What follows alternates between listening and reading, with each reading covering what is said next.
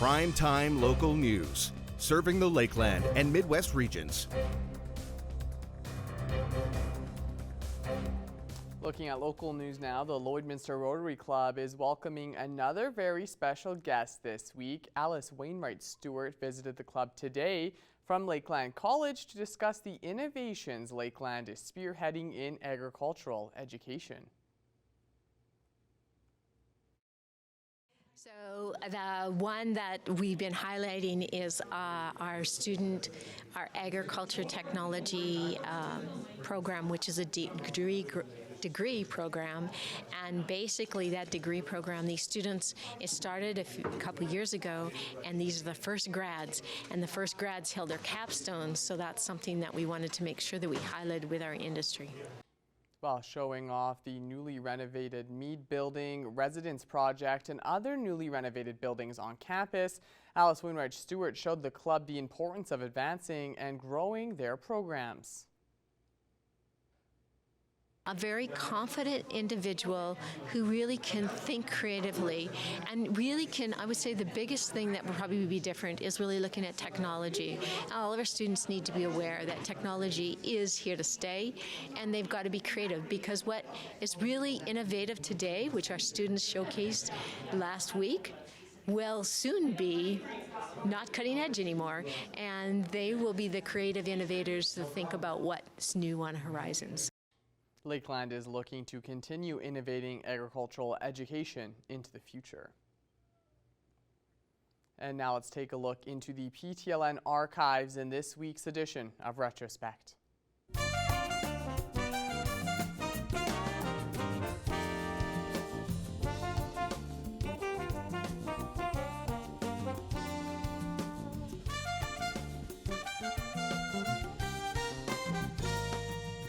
We start Retrospect this week in 1994 as a new seed cleaning plant opens in Battle River. When fire destroyed the Battle River seed cleaning plant July 6, 1992, the community suffered a great loss. But now farmers in the Paradise Valley area have access to a brand new state-of-the-art facility. Plant manager Mark Casey says the new building is quite versatile. We've added some things to it. We have bigger equipment. We clean approximately 325 bushels an hour in it. We've added spiral separators for cleaning canola. We put in 10 banks, and we can do approximately 160 to 180 bushels of canola an hour. And in the bins overhead, we put in bean ladders for cleaning pulse crops. The process of getting seed from truck to truck is now more involved and more efficient. When they come in, we weigh the grain, dump it in the receiving pit in the main driveway, and it goes up the receiving leg into holding bins overhead, and then it drops down from there by gravity into either the debearder or the indent machine. If there's lots of unthrashed heads and stuff in it, we run it through the debearder first to knock them out. Otherwise it goes into the indent, and basically it scalps the rough stuff off. And from there it drops down to the air and screen machine, which screens out the light and skinny grain. And then after the air and screen, it goes back up onto a gravity separator, which is, as it implies, works on specific gravity. It floats the grain on a cushion of air. The heavy stuff goes to the bottom and climbs the screen and goes to good seed, and any light stuff, or if there's any weed seeds or anything left, they float off the top and go back to screening. Since the plant is a cooperative, members have control over the operation. Chairman of the board for the plant, Dick Haydu, says the shareholders can't say enough about the new facility. On all the feedback we've had through the board, from the board of directors and myself, I think people are quite happy with the seed plant here. It's quite a boom to the area, I would say, especially for the town and the farmers in our area. And moving forward to 1998, residents are split in Cold Lake as the community eliminates its ward system. I think it's a little early to abolish the ward system.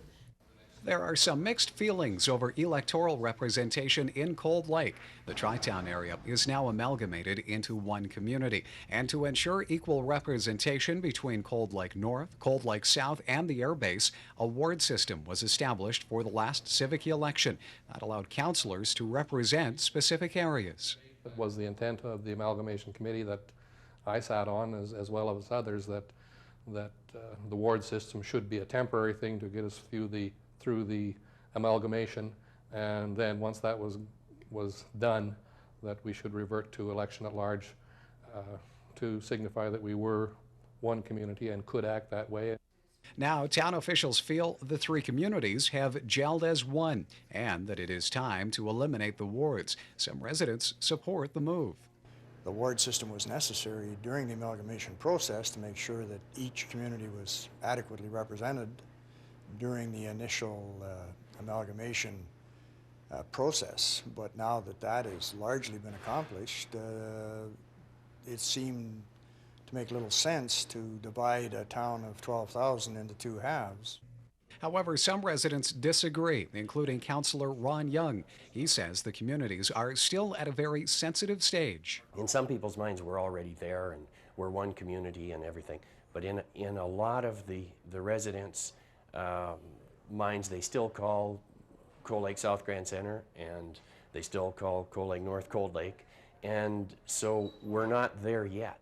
A majority of councillors voted in favor of eliminating the wards and are confident of their decision. I think that anything that we can do to eliminate the barriers between the communities can only enhance the feeling of being one community instead of being three communities that have artificially been put together. And that's it for this week's edition of Retrospect. Retrospect this week is brought to you by Webb's Ford. Worth your while to drive the extra mile. Webb's Ford in Vermilion. Well, we had a wet start to the day, to the week actually, here in Lloydminster, but is the rain here to stay? Let's check in with Abby St. John.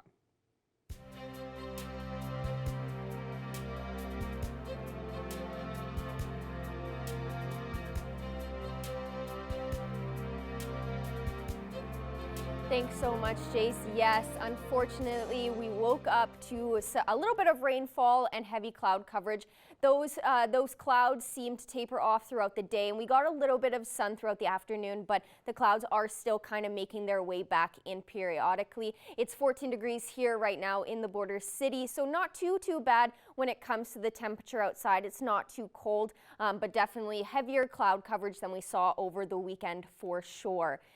Taking a look across the region, similar temperatures across Alberta, 16 in Vermilion, 13 out in Vegreville, 4 in Lac La Biche, 8 in St. Paul, 10 in Cold Lake and in Bonnyville, 12 out in Edmonton, 14 in Wainwright, and 15 down in Provost. And then taking a look on the Saskatchewan side, 16 out in Maidstone, 15 in Macklin, 14 in Meadow Lake, 10 in Pearceland, and 11 in Green Lake and in Isle Cross. So similar temperatures across the board with those temperatures. Tonight, overnight in North Battleford, you'll see some heavy cloud coverage over tonight, and the temperature will drop below zero, just to -1, so it won't be too bad, but there will be heavier cloud coverage throughout the night. And then tomorrow, heading into Tuesday, it will be another cloudy day, and you will see some occasional rain and drizzle throughout the day, and it will be a little bit more on the breezier side, but you'll have a daytime high of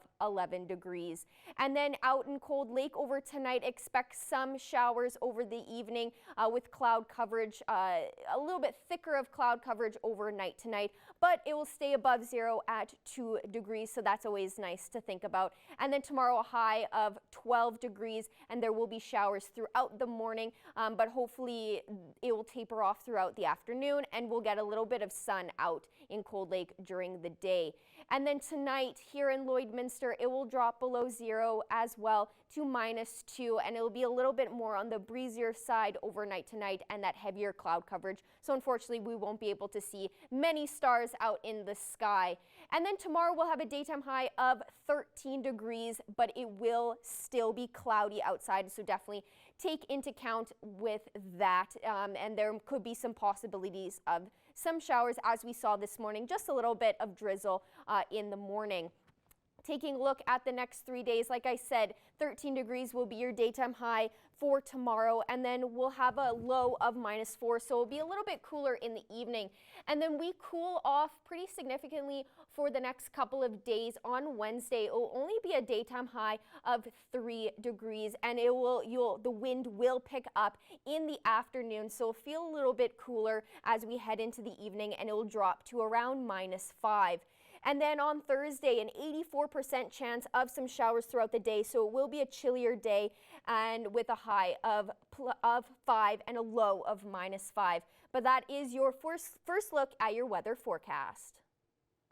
Awesome. Thank you so much for that, Abby. After the break, we'll have a look at the latest business headlines. Stay with us.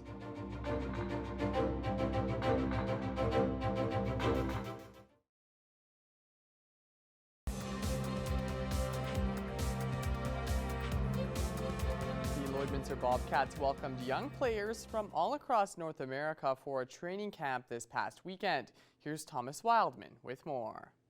The Lloydminster Bobcats kicked off their off-season with 3 days at the Service Sports Centre for their Futures and Prospects camp, where players got some practice and training in, as well as showing off their talents to possibly play Junior A hockey here in the border city. Huge. For our organization, every year there's spots to fill, and we're not only looking for next year, but we're also looking for the year after and the year after that, and the beginning process of future Bobcats too as well. So, but we have some holes to fill in our lineup, and we've had success, filling those holes out of camp, and we'll look to do that again this year.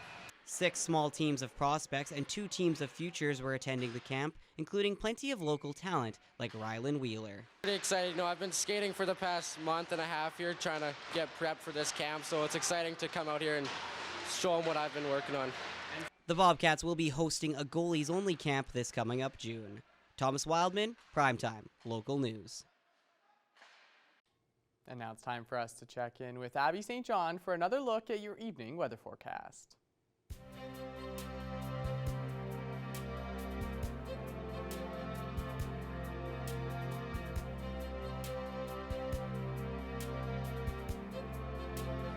Thanks so much, Jace. It's still currently 14 degrees here in the border city. Cloud coverage in between kind of the sun. We saw that throughout the day. Woke up to some very cloudy and some drizzly weather, but it did taper off, and we did see a little bit of sun peeking out through those clouds this afternoon, so that was always nice to see.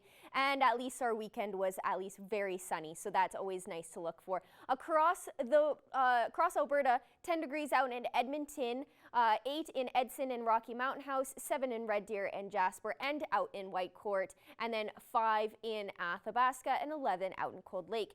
And on the Saskatchewan side, it is 18 out in North Battleford, 16 in Saskatoon, 8 out in Melfort, 10 in Prince Albert, and 14 in Meadow Lake. So sitting at kind of the same temperatures as we are here. And then if we go a little bit more up north, 5 in La Loche and Buffalo Narrows, 8 out in Flin Flon and Stony Rapids and Uranium City, 6 in Walson Lake, and 7 out in South End Reindeer. And then on the Alberta side, 11 out in Fort Chipewyan, 12 up in High Level, 13 out in Fort McMurray, and 7 out in Peace River, 10 in Grand Prairie, and we have 5 out in Slave Lake. And then down south, 9 out in Calgary, 4 out in Banff, 11 in Lethbridge, 15 in Medicine Hat, and then 13 up in Coronation. And then on the Saskatchewan side, 16 in Moose Jaw and out in Kindersley, 14 in Swift Current, 12 out in Estevan, 13 in Regina, and 10 out in Yorkton. So throughout Alberta and Saskatchewan, temperatures are remaining kind of similar to each other. Overnight or over tomorrow out in North Battleford, we'll expect to see some heavier cloud coverage and then some occasional rain and drizzle out in the morning, so definitely be prepared for that. And then a daytime high of 11 degrees. So it'll still be a little bit warm out. However, we won't see too much of the sun. It will mostly be a cloudy day. Out in Cold Lake tomorrow, a high of 12 degrees, and you'll see a little bit of sun throughout the day, but there will be some showers out in the morning, so definitely be prepared for that. but it will be nice to see some sun out throughout the afternoon. Tonight here in Lloydminster, overnight it will drop to -2 degrees, and it will be a fairly cloudy day with a little bit of breeze throughout the night. So it will be a little bit on the cooler side for overnight tonight here in Lloydminster. And then tomorrow, expect some heavy cloud coverage throughout the day with a high of 13 degrees. So definitely be prepared for that. But it doesn't seem like there'll be too much of a chance that we'll see some rain, maybe a little bit of drizzle like we saw this morning. And then over the next 7 days here in Lloydminster, it'll cool off throughout the week and then warm back up on the weekend.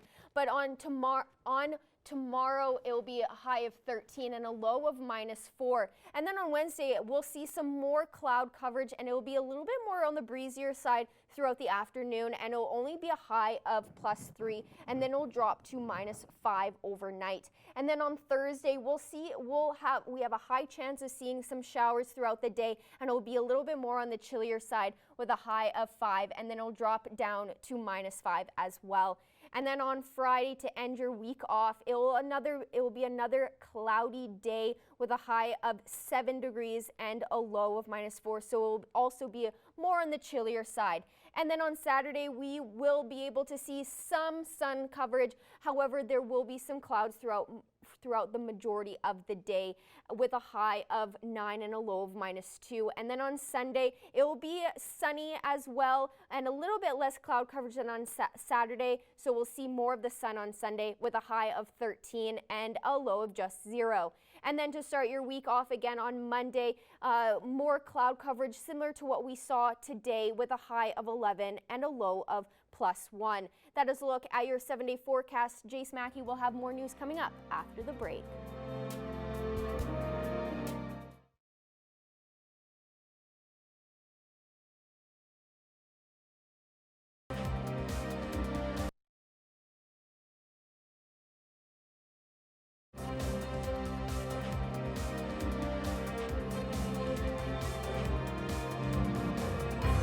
Very happy to be joined here today with Joan Roper. Thank you so much for joining me today.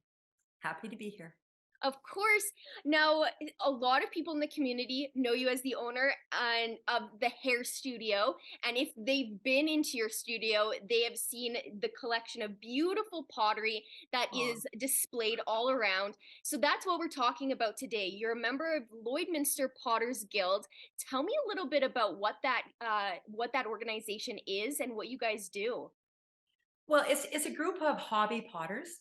We're not professionals. We're learning as we go. It's been around, I think, for around 20 years. I've been doing pottery for, I'm guessing, over 10 years. And it's just been a wonderful journey. Great friends.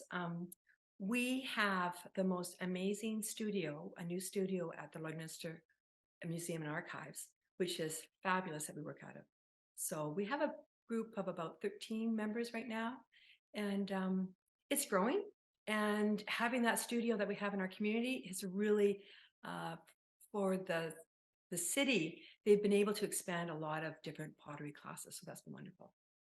That's amazing. Pottery is, it is a pretty big hobby for people to get into, and it's always fun and interesting making different glassware and plates and anything like that, really anything that your imagination takes you. So tell me a little bit about, the group and how people can get involved with the group if they have to have some experience. Will they learn how to do pottery, stuff like that, if they would like to join?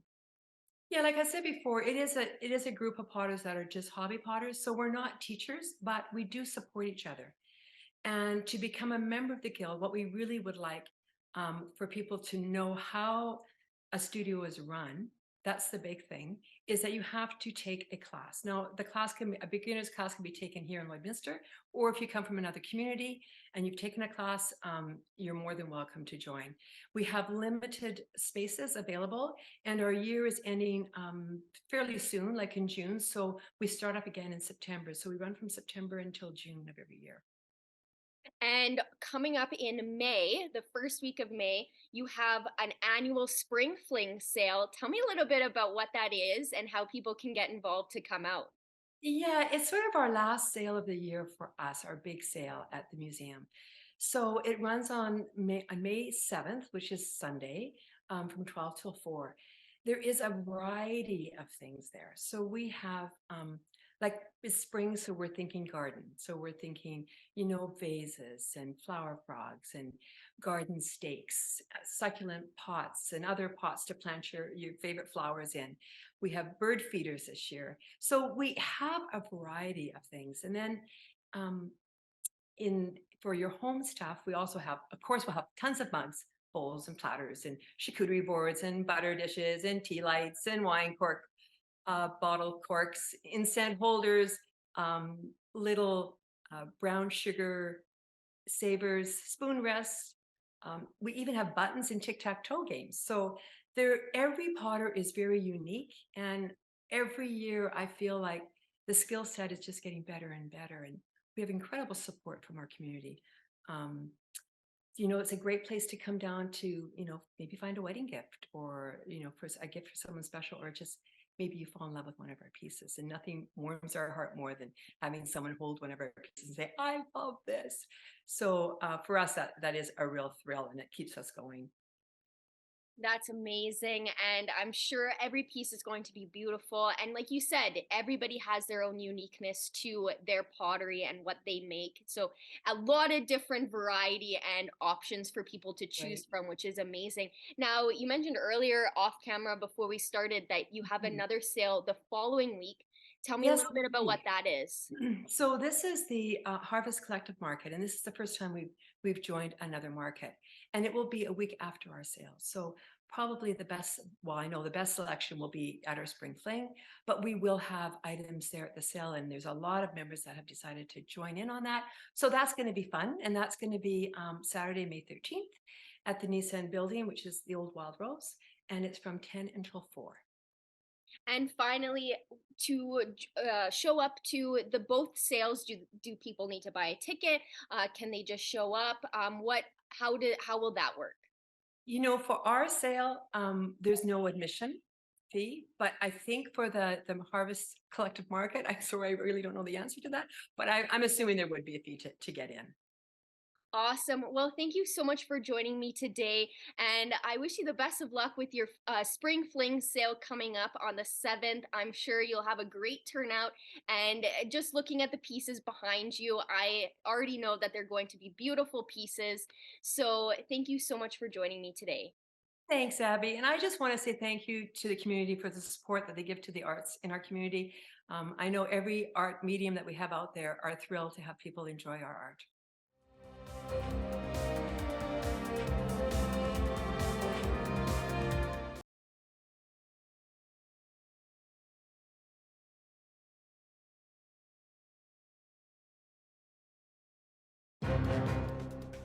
Furniture set and design supplied by Furniture Gallery and Furniture House, downtown Lloydminster.